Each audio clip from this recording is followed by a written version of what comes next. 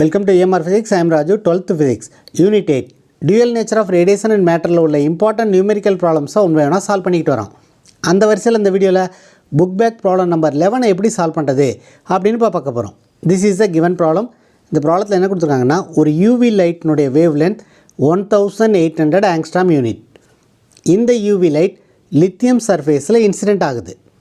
இந்த lithium surfaceனுடைய threshold wavelength 4965 angstrom unit.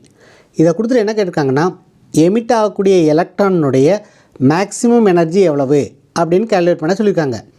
இந்த ப்ராப்ளத்தை எப்படி சால்வ் பண்ணுறது அப்படின்னு இப்போ பார்க்கலாம். முதல்ல இந்த ப்ராப்ளத்தில் என்னென்ன நியூமெரிக்கல் டேட்டா கொடுத்துருக்காங்க அப்படிங்கிறத எடுத்து எழுதிக்கலாம். Given wavelength of UV light கொடுத்துருக்காங்க, அதை லேம்டா அப்படின்னு எடுத்துக்குவோம். This is equal to 1800 angstrom unit. இதை SI யூனிட்டில் கன்வெர்ட் பண்ணிக்குவோம், அதாவது ஆங்ஸ்ட்ராம் யூனிட்டை மீட்டரில் கன்வெர்ட் பண்ணிக்கிறோம். This is equal to 1800 into 1 angstrom is equal to 10 to the power minus 10 metre. அடுத்து threshold wavelength of lithium surface கொடுத்துருக்காங்க, அதை லேம்டா 0 அப்படின்னு எடுத்துக்குவோம். This is equal to 4965 angstrom unit. இதையும் மீட்டரில் கன்வெர்ட் பண்ணிக்கிறோம். 4965 into 10 to the power minus 10 metre. என்ன calculate பண்ண சொல்லியிருக்காங்க? we have to calculate the maximum energy of the emitted electrons. So we have to find K max. இதுக்கு என்ன formula use பண்ண போகிறோம்னா formula to be used. The Einstein's photoelectric equation is K max is equal to h nu minus phi 0. இங்கே K maxங்கிறது maximum energy of the emitted electrons, hங்கிறது Planck's constant, nu is the frequency of the light, phi 0 is the work function. The frequency of light can be written as nu is equal to c by lambda. அதே மாதிரி work function எப்படி எழுதலாம்? phi 0 is equal to h c by lambda 0 அப்படின்னு எழுதலாம். So இது எல்லாத்தையும் இங்கே substitute பண்ணால் we will get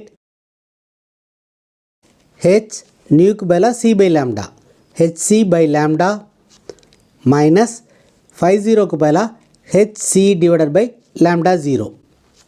இங்கே hங்கிறது Planck's constant. We know the value of Planck's constant.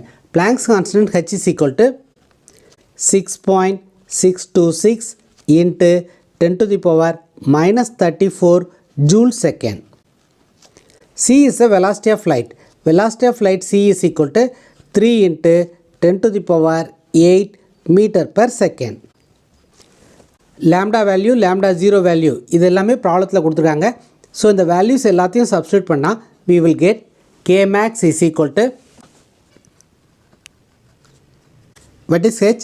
H is 6.626 into 10 to the power minus 34.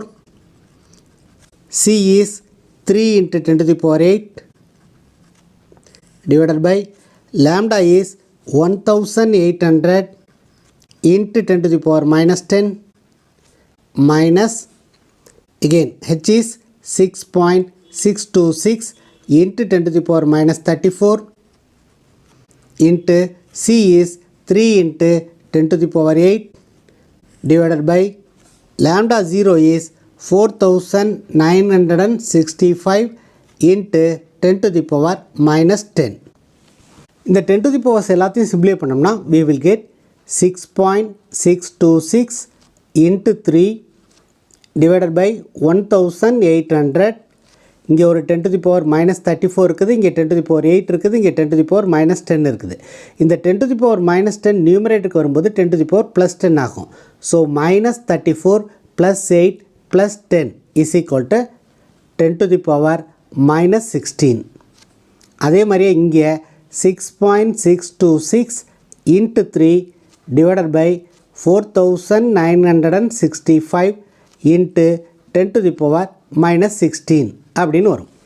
So இதை கால்குலேட் பண்ணால் we will get this is equal to 7.04 into 10 to the power minus 19 அப்படின்னு வரும். So இந்த மாதிரியான கால்குலேஷனை lock use பண்ணி பண்ணுங்கள். அப்படி பண்ணால் ஆன்சரை ஈஸியாக ஃபைண்ட் அவுட் பண்ணிடலாம். So this is a maximum energy. Unit of energy is joule. If you want the answer in electron volt, we have to divide this by 1.6 into 10 to the power minus 19. இந்த வேல்யூவை 1.6 into 10 to the power minus 19 all divide பண்ணா we will get the energy in electron volt. So Kmax is equal to 7.04 into 10 to the power minus 19 divided by 1.6 into 10 to the power minus 19. Now this will be in electron volt. This is equal to 4.4 electron volt.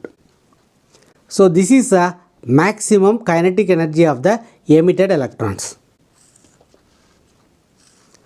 So this is the answer for the given problem. If you find this video is useful, please subscribe the channel, share it to your friends. If you have any doubts, comment below. அடுத்த வீடியோல next book back problem எப்படி solve பண்றது அப்படினு பார்க்கலாம். Thank you for watching this video.